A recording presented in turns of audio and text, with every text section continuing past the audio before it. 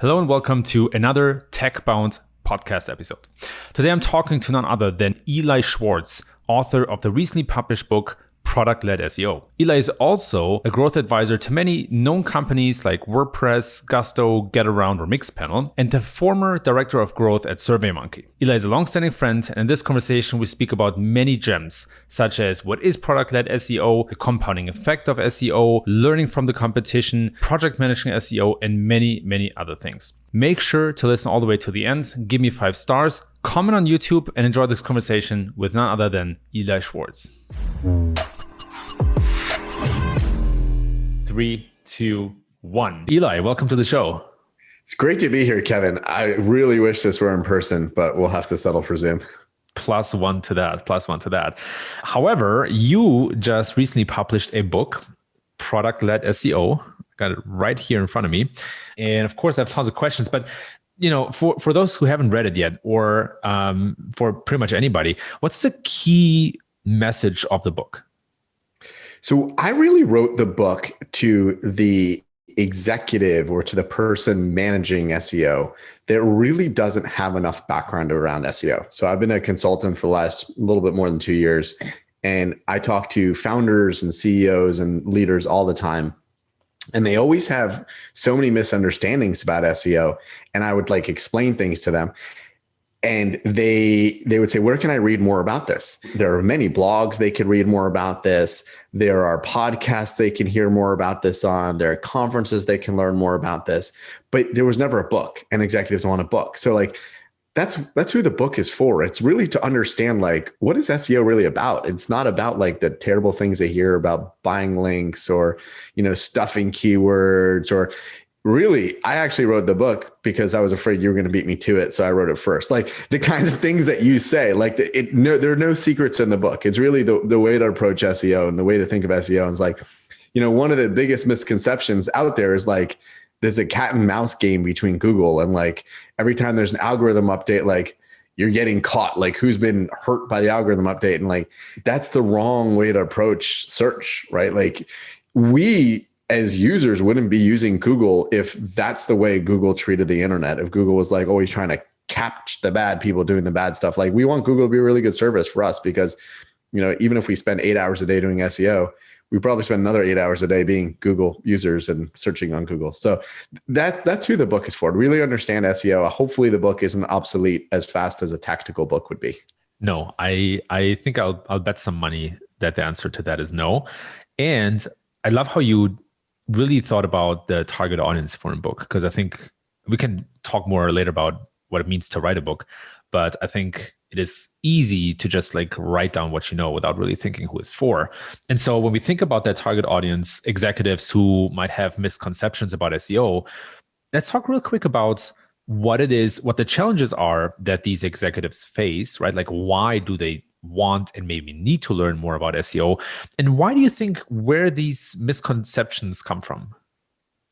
So the misconceptions come from the fact that there really isn't enough material on SEO. I love SEO. I know you love it too. We've been doing it for a really long time. And it's one of those things that's they still don't really teach it in schools. You're not going to get in an undergrad, a really good undergrad class in SEO, which is insane because SEO has been around for 20 years. I'm sure they're getting close to teaching crypto classes, official crypto classes in universities, and crypto's hardly been around at all and might not even make that much sense to teach because it's constantly changing. And there's no SEO class taught. There's no I'm talking university level, not digital marketing boot camps, not community college. Here's what you need to do for your job. I'm talking you go to college and you can major in marketing and you pick a digital marketing class and you're actually taught how this thing works. So I think that's where the misconceptions come from. It's learning by the seat of your pants. It's the agencies going into companies and teaching them the wrong things and there's just not enough information. So executives are gathering all the little bits of information they know. And that's where the misconceptions come from. And it's reinforced over and over and over again. And I think some of the biggest misconceptions are really based on SEO is going to be very tactical. And I talked to executives and where am I going to go get links? And, there's once I was talking to a bank and they said, where am I going to get links? And I said, you get links from the Federal Reserve. You get links from the Chamber of Commerce. Why would you go out and try to buy links from an IBM forum? They weren't thinking of it like that. So, and then going to the point of like, why should they care and why do they think about it? I was recently talking to a company. They're growing really, really fast. So like they're generating hundreds of millions of dollars as, you know, from revenue just because they're growing. They have a great brand. They have good marketing channels. They have good brand channels. And they also want to have a good SEO channel. Now, just because of the brand, just because of the vertical they're in, they will do well on SEO. And the way they think about this is, you know, let's say 10% of all of their acquisition is going to come from SEO, no matter what, right? And I maybe Shopify is in the same position. Like maybe it's not even something that you're going to focus so much on, but 10% of your acquisition, 20% of your acquisition is just going to come from SEO.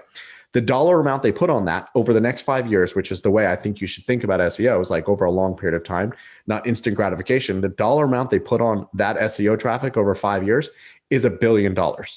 It sounds like a huge number, but like, it's actually not when you calculate the fact that they're going to make over the next 5 years, tens of billions of dollars. And they think just $1 billion of it will come from SEO. Not crazy at all. So that's why executives need to know about this. They want to build, they want to do the right thing. They want to get that $1 billion.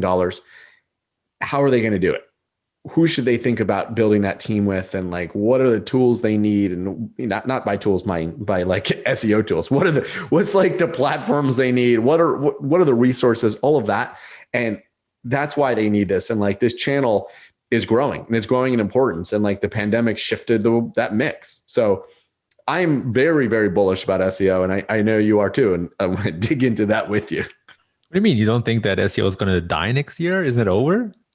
I hope like all my competitors believe that, but I mean, it's so funny. The people that think SEO is dying, like they go on Google Images to find the best image to use in their post. Like if SEO is dead, why are you going on Google Images? Like, okay, let's all go to Pinterest now to do that. Like SEO is never going to die. Like we're going on search. And if we're going to leave all this to Google to like decide how to, you know, rank the web without having any input, that's insane, right? Like, yes, Google uses AI to rank the web. Yes, they have algorithms to rank the web, but we can influence that. Right. I'm all with you there. And I'm actually very happy that you wrote a book and that there is so much interest about the book or for the book, because it goes to show that SEO is a topic that's on many executives' minds, right? And to really quickly look into the book, in the table of contents, right? You cover basic topics like the basics of SEO and how search works, which is super important to understand if you want to, of course, be good in SEO. Of course, you cover the topic of product-led SEO, but I love how you point out SEO is a job for humans, right? You talk about strategic SEO and not just tactical SEO, which is very unusual for SEOs because we love our tactics. And then you also talk about SEO categories, the company SEO, right? Like, I think like what I love is that you give the right introduction to SEO, but you also show that there is a whole process and machinery behind SEO. It's not just a tactic, right? Like it's getting things done. It's shipping, executing, monitoring, gathering feedback, competitive analysis, right? It's all of these kind of things. Yeah, absolutely. And when it comes to strategic SEO, it's like, not to ride too hard on some of the people in our industry, but sometimes they're very, very focused on tactics, and no one asks them the why. So like, they'll say, I'm building links. I need to get, DA80 links. Why? What happens if you don't get DA80 links? I need to rebuild an entire website because it's in JavaScript and I need to rebuild it. Why? Well, what happens if you don't? Like, do you know that you're actually suffering from your way you're currently set up? And like, my favorite thing to ask the why is on page speed. And you and I, we've worked for big companies. And like, I know that like at SurveyMonkey, somebody once planted an idea on I forget which team it was that was focused on page speed, that they need to fix page speed. Now, I think page speed is really important. And one of the reasons many companies have terrible page speed is they have too many pixels. Like they're calling too many services. Outside that, you get rid of the pixels you don't need. But outside that, like SurveyMonkey had data centers. So like fixing our page speed was going to be incredibly expensive. So the why is like, okay, if we fix our page speed, are we really going to get more traffic, or is this going to be a better user experience? If it's a better user experience, of course, do that and then calculate the ROI based on that. To just get all greens on, whatever the latest Google page experience scoring is, like, but that could be very expensive for a big company and a large brand. I am all with you. I hate these kind of like dogmatic approaches to SEO. And that's the power of strategic SEO, right? Like if you are not a servant of tactics, right? You don't become so sensitive and vulnerable to any changes that Google does, right? Because you just simply change the strategy. So I think it's an important point to make. And you spoke a little bit about the ROI of SEO, or better said, of certain strategies and tactics.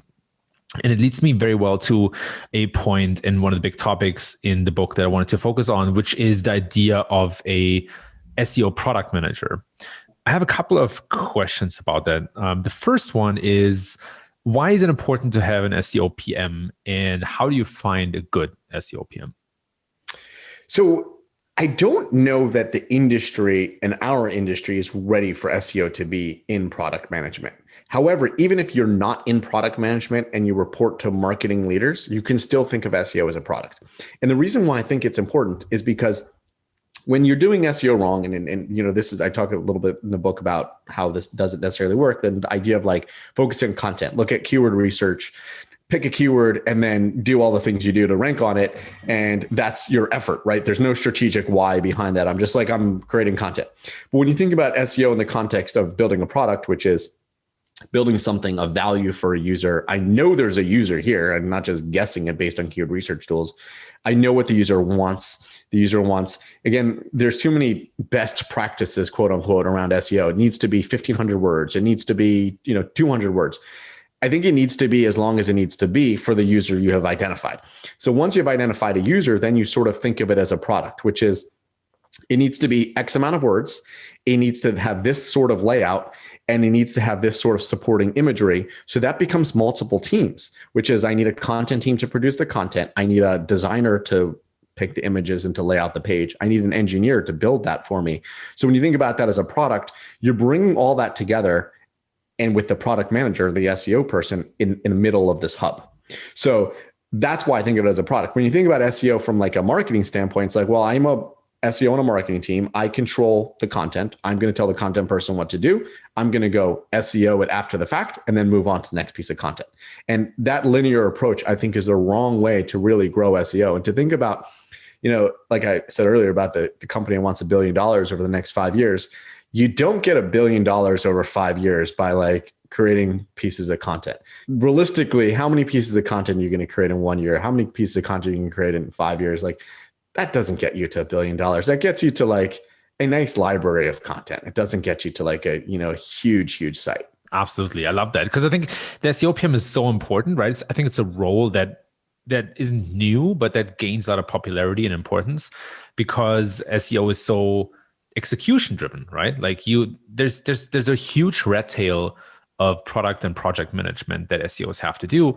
And I think the separation between the subject matter expertise of SEO and actually managing SEO, that division, in my opinion, will grow over time.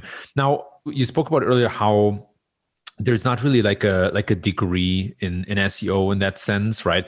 And you also spoke a little bit about like a SEO being part of a marketing degree. And in the book, you actually make the case that SEO should live under product. So let me ask a bit of a provocative question, right? If you were to design or if you were to integrate SEO in a degree, should it be in marketing or product development? I think it's interesting. I think structurally within a company, SEO should be a part of product. And I stumbled upon this by accident. I was reported to a product. Actually, my entire time at SurveyMonkey, I reported up to product, but marketing was also under product. So that was very helpful. We were a very effective marketing organization when marketing was under product. Then I reported to marketing and I wasn't as effective. And then I accidentally reported to CPO just because they didn't have anywhere to like really sit SEO. So I was on a marketing team, a very small digital marketing team that had the CPO as the boss. And I got many, many good things out of that. Like, for example, I actually got a raise because the CPO couldn't have marketers there. So I was changed to a product manager and I got a bump in salary. I was like, oh, well, this is interesting. I'm doing the exact same job, but now I'm a product manager and I make more money. So like, let's keep it like this. But like the other thing I saw is like, I would have to like use product wording and product processes. Like I need to like explain things to engineers and, prioritize. It wasn't just like, well, this is my job, so everything comes in front of me has to get SEO'd. It's like, well, this is my job, but I can't get anybody to do anything unless I have a higher priority than them. And then if I have a higher priority, I can do whatever I want. I have all these engineers at my disposal. However, I still think SEO is marketing because it's customer facing. It's you're going out there and you're creating messaging. So I think when you teach it, you certainly want to combine it with how you teach marketers. But I think in the internet world, concept between product and marketing do definitely intersect a lot more than they do in the the offline physical world. I love how you pointed out that marketing became more effective under product, because the way to think about product management, I think, is something that more SEOs and marketers should embrace. I'm not a big fan of absolute statements, but this is one of the few situations where I really think there's a net benefit of adopting product management habits, rituals, and ways of thinking, right? Opportunity sizing. You just mentioned that, right? Like we talked about our ROI. We spoke about, how big of a priority is that going to be? And the priority is always determined by the opportunity. And good opportunity sizing, I think, is something that SEOs have traditionally been bad at least in my opinion. And at the same time, it's such a deal breaker, right? I think a lot of times SEOs don't get things done because they're not good enough at showing the opportunity, which can be massive. Let's not blame the SEO so much for that. Their fault lies with the executive. So we've all had these kind of executives where the executive has the wrong knowledge. The executive thinks it's about keywords. So the executive rides on whoever reports to them. Let's say it's a VP of marketing. But hey, why are we not ranking on these keywords? Who rides on the SEO person to explain why they're going to rank on keywords? So then that's what they report on. They use ranking reports to explain how they're being effective. So that's why I wrote the book, because I want the executives to think better, because it does come top down. I want the executive to say, like this executive I just talked to who wants to build $1 billion opportunity. I want the executives to say, I don't care what the keywords are. I don't care what the URLs are. Unlock $1 billion for me. Instead of like, well, unless you get that big money keyword, you haven't done your job. I don't care if you make me $1 billion. Like literally, I don't care if you make $1 billion. We are number 4, or we're on the second page for that keyword that, my CEO keeps asking me about. So yes, the SEOs are too myopic in the way they do reporting, and they're too keyword focused, and they don't think about opportunity sizing, and they don't think about, one of my favorite things is, I talk about this in the book, like how SEO and other teams tie together. So the SEO person will not think about like how maybe they should be helping out things that are lower in the funnel, like not try to go after a conversion. How can I get more people to fall into the retargeting pool so the paid marketing team can convert those people? But again, that's not the SEO team's fault, because the SEO team is told, hey, go get me good rankings. And if you get me good rankings, or you get me bad rankings, and the paid marketing team converts that traffic, then they get a raise and they get more budget. So it's the executives that are thinking of this the wrong way. I think there's definitely responsibility on the executive side, no doubt about that. And I'm glad that now they have a book that they can look at. You also write about project management, and I found it very interesting. You said in the book that stack ranking was developed 40 years ago and should be retired. Describe a little bit what the alternative or the modern approach to stack ranking looks like. I think so. Yeah, it's a tough topic, because every organization has their own ways of doing things. And like, now that I'm consulting, I have to like embed with every organization's way of making decisions. I think when it comes to SEO, stack ranking is too difficult, because you're building a product that's going to affect, let's say someone's building a product that's going to affect tens of thousands of users, and you're doing SEO that's going to like, when you put how much impact it's going to have, well, in the next 6 months, I'm going to get like another 1,000 users. So stack ranking does work against SEO like that. I would say what should be better, what's better, more effective for SEO is opportunity sizing, which is, I'm going to update the homepage, which is going to help marketing better, get their message out and help better flow our content through the site and better flow users through the site. There's an unknown amount of users that will come from this. Whereas this product team, they're building a widget, which, customers are calling in about, and then you try to size it against each other. So that, I just think that when it comes to like SEO, it's hard to measure up against the other products and the other initiatives that are being pitched. In my book, I do have a spreadsheet that I try to use that could help make SEO look similar to other things. But it's sort of the awareness around what SEO is doing that works against it when we're using the exact same metrics. Yeah, I think that's a good point. Little side question to that. When you consult businesses, how do you create more awareness for SEO? How do you create also more empathy for SEO and empathy for the challenges that we face in SEO? So that's something I'm not that great at as a consultant because I'm brought in as an outsider. So the executive sponsor that I work with, they have to create that empathy and they have to really understand where SEO matters. And it usually comes from their boss, who they've convinced their boss, this is going to be a $200 million channel. I need you to budget this and then don't ask me too many questions until we're a year into this. When I've worked with organizations where they're very focused on instant gratification. So they say, okay, we want to like give us an audit and tell us what's wrong. And, you know, in my book, I talk about audits. Like I don't love doing audits because I've been on the receiving end of them. There's not a lot of, so what? They may be very long, but there's not like, okay, so I reorder my title tag. Will that give me a bump in traffic or is that just going to reorder my title tag? So I try to convince the people I talk to and the executives I talk to that you're not going to get an audit, which you're going to implement that's instantly going to bump traffic. This is going to be a longer, really long project where we identify opportunities and we grow into those opportunities and we fix the way we go to market. Like, again, everything is longer. So I'm not successful when the executives are like, I don't really care about this thing. Just give me more traffic. And these are the things I know. What are the audits? What am I fixing? And how much more traffic will it get me? And sometimes I've worked with those organizations where they're very, very focused on keywords. And I'll go in and be like, okay, great. You're ranked number one for this keyword. And then my favorite example is with a company that was in a two-sided marketplace. They had buyers and sellers, and they were focused very much on the seller. And that was a lot smaller. However, all the keyword traffic is around the buyers. There's more people looking to buy that product.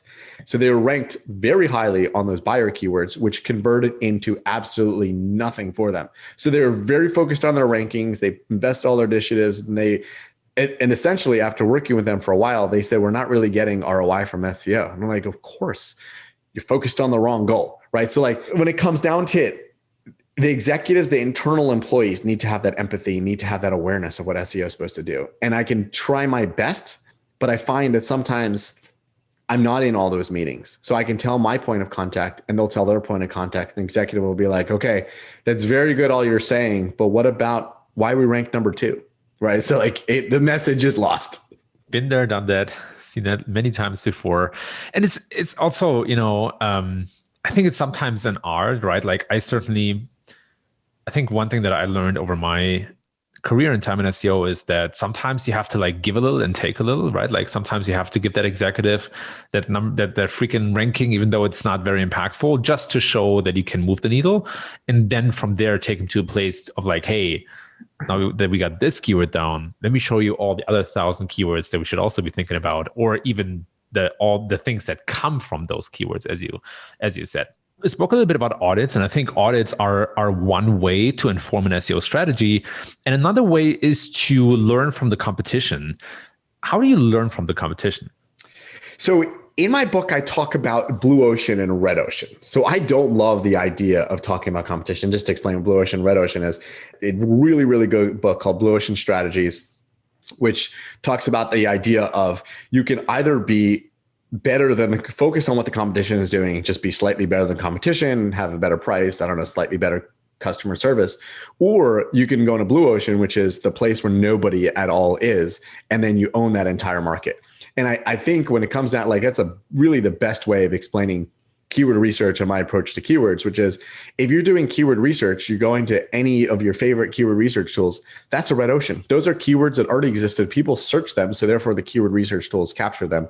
If you go into blue ocean, that's the place where you can own the keywords, right? If you know, and like you talk to your users and you know that there are users searching for this, or they want that, but they aren't really searching for it. And then you create the content for it, you'll sort of own it forever. My favorite example of that is Zillow, right? So Zillow drives all their traffic from people's personal addresses. Those addresses don't exist in keyword research tools, but obviously Zillow knew when they started their business that people were looking for that sort of information, and they created it. And that's like the ultimate blue ocean, and they'll own that forever. I think when it comes down to like thinking about the competition, I think the business itself always should think about why they're better than the competition and have that come across in their SEO. So say you are, and this is like, again, Amazon, right? So like Amazon dominates all of e-commerce. Are you going to say like, I'm going to out SEO Amazon and one day I'm going to rank number one in all these commoditized products? I'm going to be out SEO Amazon and Walmart and Macy's and all these Best Buy. And that's how I'm going to beat the competition. Or are you going to say, again, B&H Photo is a good example. You can say, I'm B&H Photo. I'm the number one place for people to buy these kind of products because they have the best offering for it. I'm not going to think about chasing Amazon. I'm going to think about being the best in the photo and audio and video category. And that's it. And you know what? Many times B&H does beat out Amazon because in those categories, they're better. So that's the way I think about the competition, which is, how am I generally better than the competition? How do I think about that message coming across in SEO? And not just like, how am I going to out hustle the competition? And sometimes when it comes to like out hustling the competition, the message were to get lost, right? Like if B&H were to out hustle Amazon, maybe it wouldn't come across that they're the best in photo, audio, and video. Yeah. So it's a lot of playing to your strengths, looking for opportunities instead of facing a challenger head on, right? Yes. And copying just makes no sense to me. Like, there's like the skyscraper method of like creating content where like, so you create better content, but like who says that longer is better, or who says that Google is going to recognize longer is better? And like, yeah, sometimes if the content is thin, and one of the places people take advantage of this is Reddit and Quora. They have some really great content. It doesn't rank as well on like, more authoritative queries. So maybe that is a way you can, and again, I think it's wrong, but like take all the Reddit and Quora answers and roll it into one of your pieces of content. But otherwise to say, you wrote about this topic, let's say it's e-commerce, right? You wrote about e-commerce. I'm going to write about e-commerce better and I'm going to rank on e-commerce. I think that's a wrong expectation. Yeah, I'm laughing because I had the exact same thought, right, of the skyscraper method. And in certain areas, it can certainly work, right? But I think people got this all wrong, right? And I think that also as Google gets so much better at machine learning and really understands the depth of content and quality, a lot of those approaches just simply don't work anymore, right? To just like, as you said, like out hustle another piece of content. And even if you like, sure, like there's a certain competition, right? And sometimes you do face that situation where you have to beat a competitor and they're really good. But then the goal cannot be to just create more, right? The goal has to be to create better. And I know that Brian D didn't come up with the skyscraper method with that in mind. I think, this was totally legit. But reality is that just having more items in a listicle will not help you with your SEO, right? It's funny how sometimes, like you have this like 15 ways to do X, right? And then, the old school SEO goes and says, okay, let's write 20 things to do X or 20 ways to do X, right? Instead of thinking, what if I wrote about the 3 best ways to do X, right? Like there's a cutoff point at which more quantity is not what people want. They want it to be narrowed down, right? I see it a lot in the affiliate space. So yeah, it's funny that we had a similar thought there, but the copy mentality is tricky. And I do understand where it comes from in SEO, right? Like SEO or the SERPs are something like a self-fulfilling prophecy in a way, because Google tells you what expectations they have or what they reward. But then to just copy that, I think that's a bit of a fallacy. Yeah, absolutely. And I think that the better way of thinking about this is like searches people are going to do are going to continue growing. Like I love the way, all these devices roll into like Google learning better. And the queries, and I think I just saw it again, that Google said 20% of all queries are new. So, or at least it's 15% of all queries they see are still new.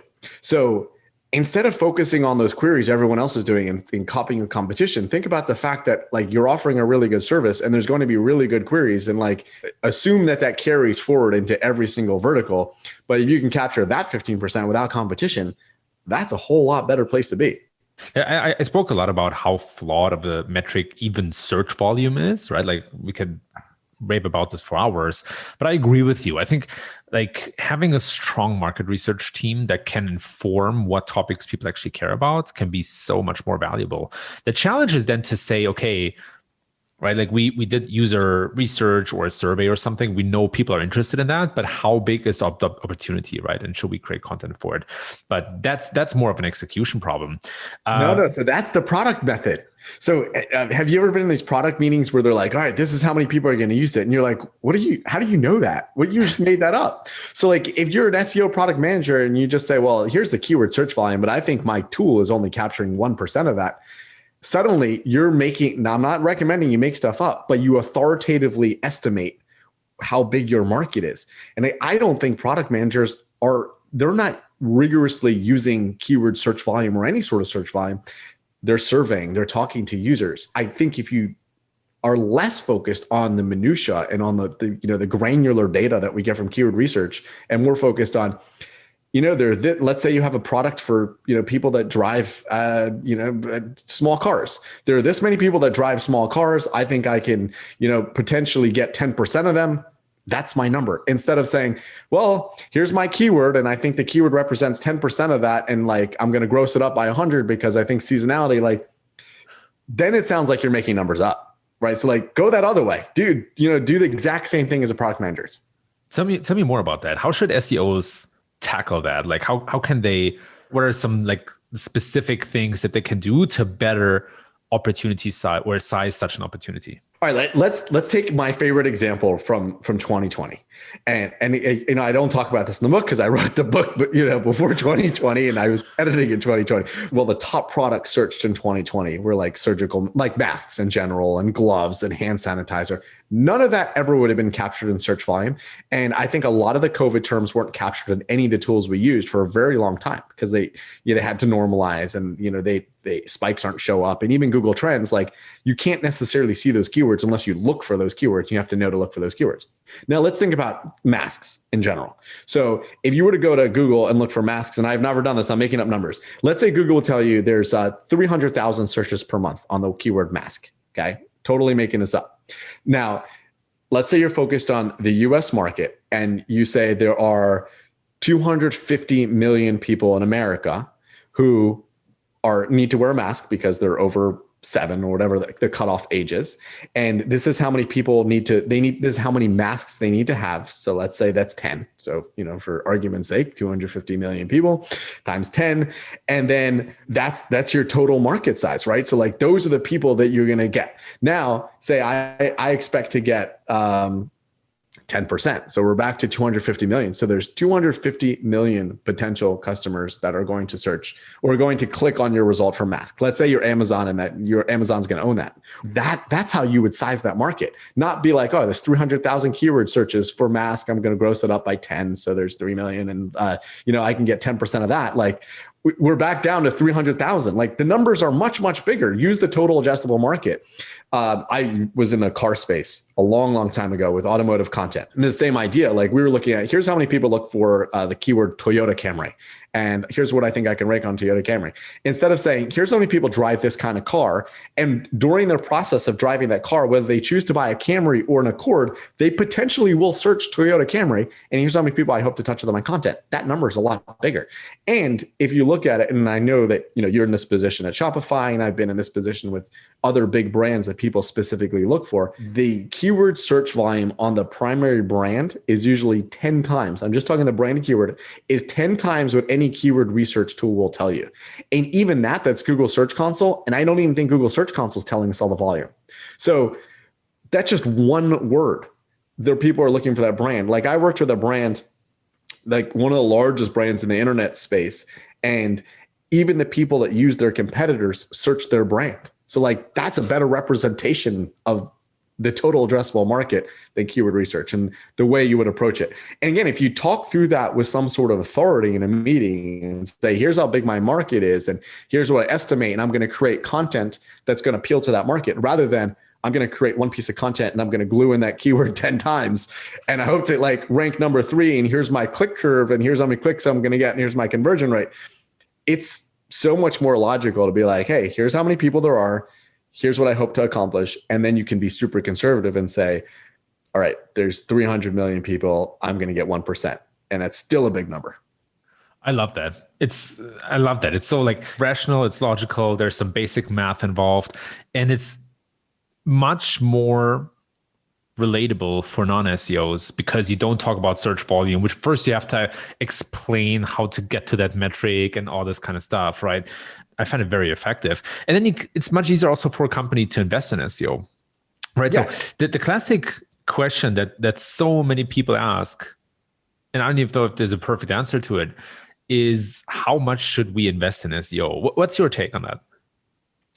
So I think if you think of like what your returns are going to be, and like I said a few times, that company that wants $1 billion in 5 years, whatever else they invest in an initiative that's going to return $1 billion over 5 years, and that's going to be a personal number for them. I think when you think about, and I like to do a top-down number for SEO. So like, too often SEO teams and SEO employees, they do a bottoms up number, which is right now you spend $1,000 a year because you have a SEMrush subscription. I would like to grow. I would like to spend $10,000 per year, or I would like to spend $30,000 per year and get, an enterprise SEO tool, right? Like let's say like that. And then their boss is like, really? You want to like increase our budget 30 times? Instead, I approach it from a top down approach. It was like, you spend $2 million per month on paid marketing. That's $24 million per year. I would like to spend $500,000 per year on organic. And if you look at the numbers, we're actually driving the exact same amount of conversions on organic as paid marketing. And right now we spend $1,000 on a SEMrush subscription. Could we possibly spend $500,000 compared to your 24 million? And then you might get a response of like, how about you spend $300,000, right? And then go do your happy dance, right? You just got a ton of money to spend on SEO. And I think that's the way to approach it. Or again, like going back to $1 billion, you would like to get $1 billion over 5 years. Do you think it's reasonable that maybe we could spend $500,000 this year and see how close we get to that goal of $1 billion? Yes, right? Like those are much easier yeses to get than right now all we spend is a subscription to SEMrush. And you have to account for all those costs. Again, if you think about it like a product, you can say, all right, I would like to get a marketing team. I would like to get a content team to help create this content. I want to use this engineering resource. Here's my investment. And then you can roll it all together and say, today we're spending this amount of money. And again, you're spending this amount of money on paid marketing. And if that paid marketer person goes on vacation or they quit, you have no other way of continuing to spend the paid marketing. And all of the past paid marketing disappears because it's an instant gratification channel, which means if you stop spending on it, it goes away. Like the better way, I think, the better analogy for that is renting versus owning, right? With paid marketing, you're renting.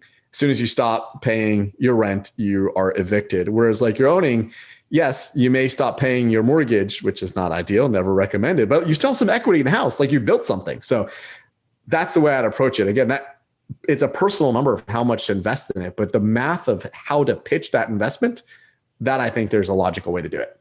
Let's top that conversation off with a dive into the compounding effect of SEO. You described that in the book as well. What is that? So continuing on that idea of renting versus owning. So you start, and I think it starts very small, right? Everybody listening to this or anybody who's ever done SEO is going to think about it like this. The first time you do SEO, the first time you do anything, you open up Google Search Console, you have 0.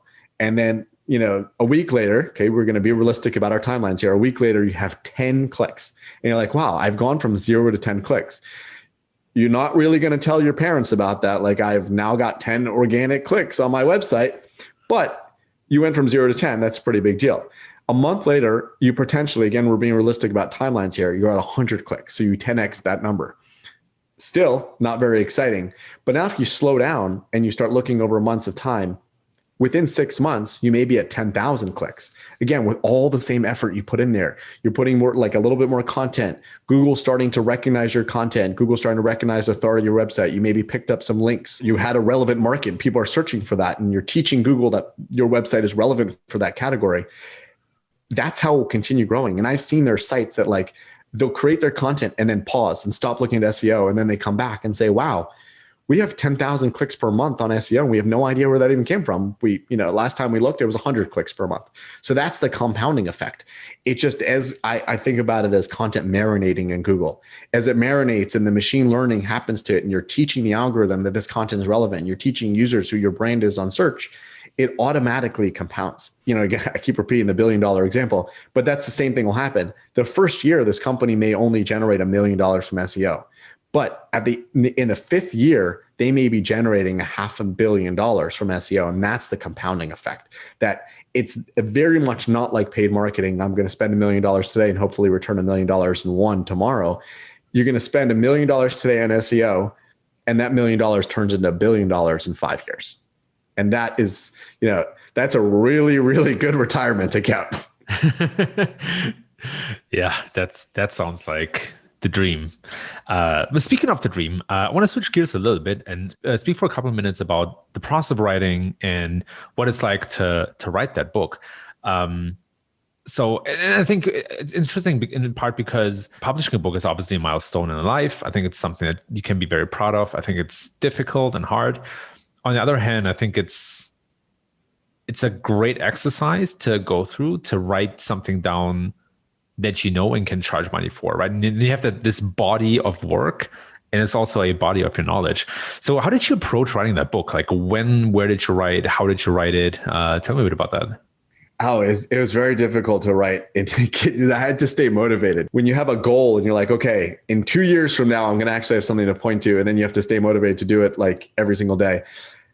I really liked putting my thoughts down. I love reading your blog posts. They're so long and you should roll them all into a book. But like, it's that idea, but really thinking about it in the long term. Like it was absolutely a marathon of this idea will tie into the next idea, which I'm not even going to work on for a month.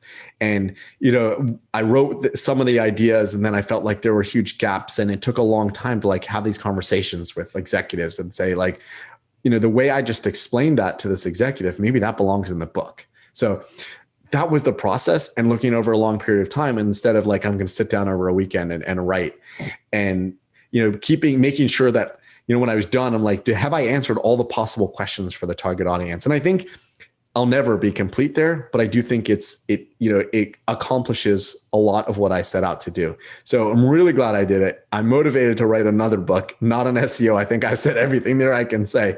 There's certain things that everyone's good at. Like, I think you're great at like newsletters, and I would love to be able to like have that sustained, interest in putting out a newsletter. I'm probably better at the longer, like, I'll write and then I'll pause for a month and eventually this will turn into a book. Thanks, man. But yeah, it turned out really great. Like, and because I know I'm going to get that question, like, did you write in Google Docs? Did you use a certain tool? Did you write with pen and paper? Like, what was the tooling side like?